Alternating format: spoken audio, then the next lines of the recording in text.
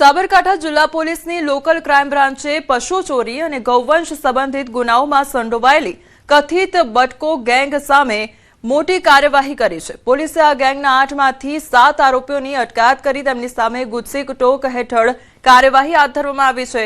પોલીસના જણાવ્યા અનુસાર આરોપીઓ છેલ્લા 10 વર્ષથી સાબરકાંઠા, અરવલ્લી, અમદાવાદ અને ખેડા સહિતના વિવિધ જિલ્લાઓમાં પશુ ચોરીના ગુનાઓમાં સક્રિય હતા। આરોપીઓ પશુઓની ચોરી ઉપરાંત તેમનું મારણ કરતા હોવાનો પણ આક્ષેપ છે। અત્યાર સુધી તેમની સામે અનેક ગુનાઓ નોંધાયેલા છે। પોલીસે જણાવ્યું છે કે સમગ્ર નેટવર્કની તપાસ ચાલુ છે અને આ ગુનામાં અન્ય કોઈની સંડોવણી પણ છે કે નહીં તે દિશામાં પણ તપાસ હાથ ધરવામાં આવી રહી છે। એ લોકોનો ગુનાહિત ઇતિહાસ ચકાસતા જીસી ટોક કરવા માટે થઈને પૂરતા આપણી પાસે કારણો હોય સાબરકાંઠા એલસીબી દ્વારા જીસી ટોકની દરખાસ્ત તૈયાર કરવામાં આવી અને range IG Virendra Yadav sir દ્વારા તેને મંજૂરી આપવામાં આવતા સાબરકાંઠા એલસીબી દ્વારા તલોદ પોલીસ સ્ટેશન ખાતે જીસી ટોકનો ગુનો નોંધવામાં આવ્યો છે અને તેની અંદર ટોટલ 8 લોકો જે બિલાલ બટકો ગેંગ જે છે એની સાથે જોડાયેલા છે તેમાંથી 7 લોકોને ડિટેન કરી તે લોકો વિરુદ્ધ કાયદેસરની કાર્યવાહી હાથ ધરવામાં આવી છે। દ્વારકામાં આસ્થા અને પરંપરાનો અનોખો નજારો જોવા મળ્યો છે, જ્યાં ભરવાડ સમાજ દ્વારા ગાય માતાના ધણને ભગવાન દ્વારકાધીશના દર્શન કરાવવા લાવવામાં આવ્યું છે। મંદિર પરિસરમાં મોટી સંખ્યામાં ગાયો પહોંચતા ભક્તોમાં પણ અનોખો ઉત્સાહ જોવા મળ્યો। ગાયોને ભગવાન દ્વારકાધીશના દર્શન કરાવી સમાજના આગેવાનો અને ગૌપાલકોએ ગૌસેવા તથા સનાતન પરંપરાનું મહત્વ વ્યક્ત કર્યું છે। આ પ્રસંગે મોટી સંખ્યામાં સ્થાનિકો અને યાત્રાળુઓ પર ઉપસ્થિત રહ્યા તો મંદિર પ્રશાસન દ્વારા અલગથી દર્શન માટે સુંદર વ્યવસ્થા પણ ગોઠવવામાં આવી છે। ઉલ્લેખનીય છે કે લાઠીદળના દ્વારકાધીશ સુધીની 21 ગૌમાતા વેદના યાત્રાનો મુખ્ય હેતુ ગૌમાતા પર થતા અત્યાચાર, અવગણના અને વેદનાનો અવાજ સમાજ અને દ્વારકાધીશ સુધી પહોંચાડવાનો હતો।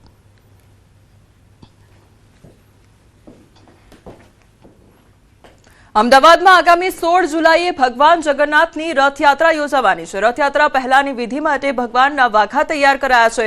અમદાવાદના મોઢવાડાની પોળમાં રહેતા સુનિલભાઈ સોની બનાવી રહ્યા છે ભગવાનના વાઘા। સુનિલભાઈ છેલ્લા 23 વર્ષોથી ભગવાનના વાઘા બનાવી રહ્યા છે।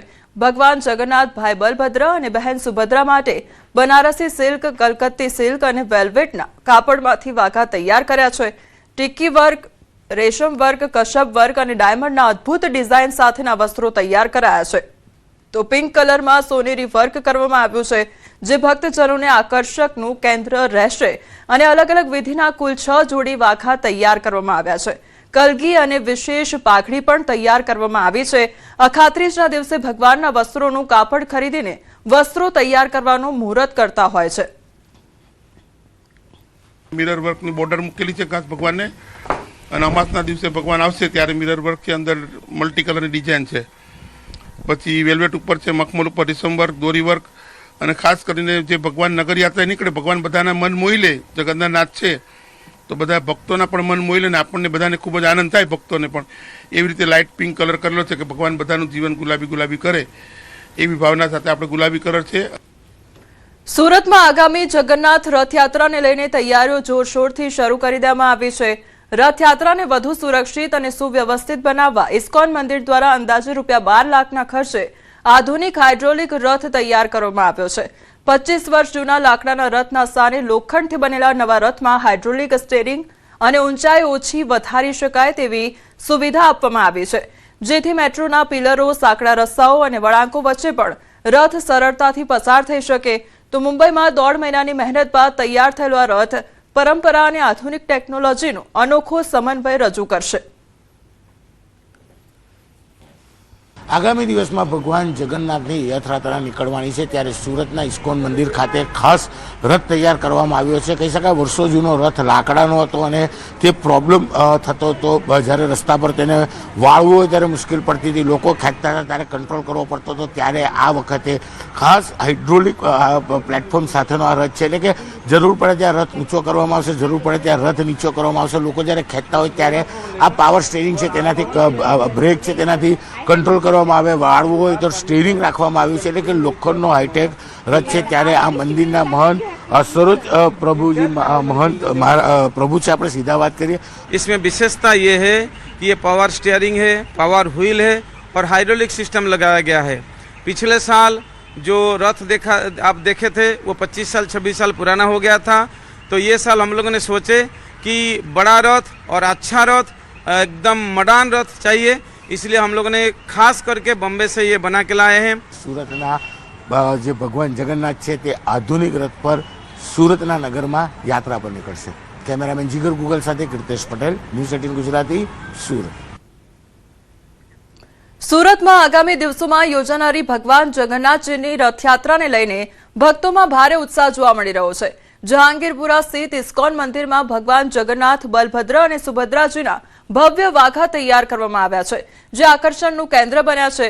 તો વૃંદાવનથી મંગાવવામાં આવેલા અંદાજે 3 લાખ રૂપિયાના વિશેષ વસ્ત્રો સિલ્કના કાપડ પર જરી કારીગરી સાથે તૈયાર કરવામાં આવ્યા છે.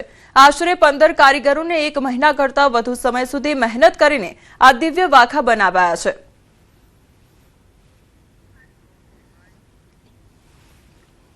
जो ड्रेस ये साल जगन्नाथ बलदेव सुभद्रा पहनेंगे, ये 3 लाख का ड्रेस है, वृंदावन से बन के आ चुकी है.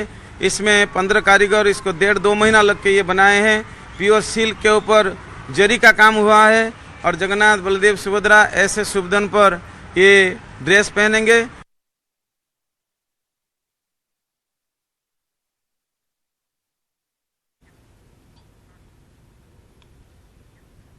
તો હવે વાત કરીએ ખાસ વાત વિશે.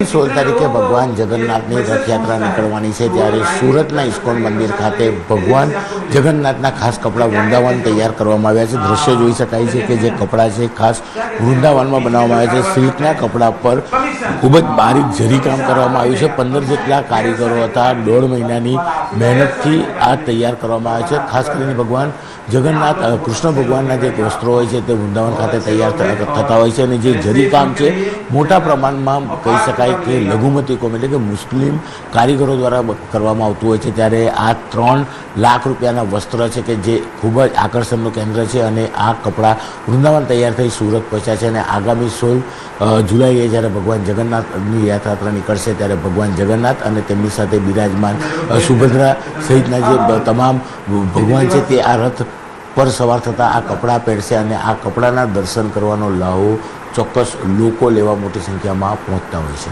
કેમેરામેન જીગર ગુગલ સાથે કીર્તેશ પટેલ, ન્યૂઝ 18 ગુજરાતી, સુરત. પાવાગઢ જતા યાત્રિકો માટે મહત્વના સમાચાર સામે આવ્યા છે. પાવાગઢમાં પથ્થરો ધરાશાયી થવાની ઘટના બાદ તપાસ સમિતિએ તારણો સાથેનો રિપોર્ટ સબમિટ કર્યો છે. સમિતિએ ફૂડ પેટ્રોલિંગ દ્વારા જોખમી પેચો શોધીને ભારે વરસાદમાં પર્વત ચડવા પર પ્રતિબંધ, રાત્રિ પ્રવેશબંધી અને રેવાપથ બંધ કરવા જેવી મહત્વની ભલામણો કરી છે. ત્યારે યાત્રિકોની સુરક્ષા માટે પોલીસ કોન્સ્ટેબલ વિભાગના પોલીસ તેમજ ફોરેસ્ટ વિભાગના સંકલન સાથે ટેકનિકલ સર્વે કરાવવાનું પણ સૂચવવામાં આવ્યું છે, અને આ સાથે ટેકનિકલ એજન્સીઓ દ્વારા જીઓલોજીકલ અને સિસ્મોલોજીકલ સર્વે કરાવવાની પણ ભલામણ કરવામાં આવી છે. હમણાં તાત્કાલિક અસરથી રાત્રે 10 થી સવારે 4 સુધી પ્રવેશ બંધ કરાયો છે. યાત્રાળુઓ રાતે કોઈ અનિચ્છનીય બનાવ ના બને, ચોમાસાની સિઝનને ધ્યાને લઈ એટલી કાર્યવાહી હમણાં થઈ છે. આગળ કોઈ ખાનગી એજન્સી પાસે ડિટેલ આનું એસ્ટિમેટ કઢાવી અને પછી યાત્રાધામ વિકાસ બોર્ડ સાથે સંપર્ક કરી વધારે કાર્યવાહી કરવામાં આવનાર છે. જૂનાગઢના કેશોદમાં મેઘરાજાની ધમાકેદાર એન્ટ્રી બાદ ખેડૂતોની મુશ્કેલીઓમાં ભારે વધારો થયો. પ્રથમ જ ભારે વરસાદમાં મહેસાણ તેમજ ગારી રોડ પાસેના અનેક ખેતરો પાણીમાં ગરકાવ થયા છે, જેના કારણે આગોતરું વાવેલું મગફળીનો પાક સંપૂર્ણપણે ધોવાઈ ગયો છે. ખેડૂતોનો આક્ષેપ છે કે છેલ્લા 4 વર્ષથી રોડનું કામ અધૂરું હોવાથી અને પાણીના નિકાલની યોગ્ય વ્યવસ્થા ન હોવાથી વરસાદી પાણી સીધું ખેતરોમાં ફરી વળ્યું છે. પરિણામે પાક ઉપરાંત ખેતીલાયક જમીનનું પણ ભારે ધોવાણ થયું છે. ખેડૂતોનું કહેવું છે કે અનેક રજૂઆતો છતાં તંત્રએ કોઈ કાયમી ઉકેલ લાવ્યો નથી. હવે અસરગ્રસ્ત ખેડૂતો નુકસાનનો તાત્કાલિક સર્વે કરી યોગ્ય વળતર ચૂકવવા તેમજ અધૂરા રોડનું કામ